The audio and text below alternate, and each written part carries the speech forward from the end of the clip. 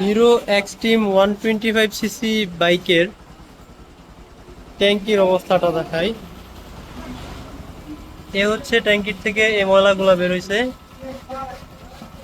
এরপরে আরো ঘষাঘষি চলতেছে, ভিতরে প্রচুর পরিমাণ ময়লা।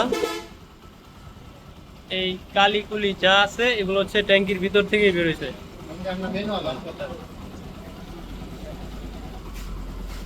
এটার ভিতরে এত পরিমাণ ময়লা যে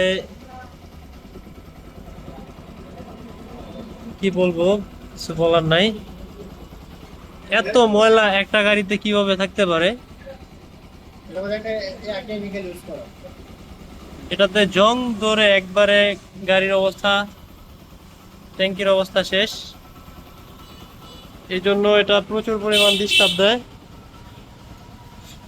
যার কারণে আজকে আমাদের বাইকিং ব্রাদারহুডে এটা নিয়ে আসা হয়েছে। এই গাড়িটা এটার ওয়াশ করা হচ্ছে, এরপর এটাতে একটা কেমিক্যাল ইউজ করব আমরা,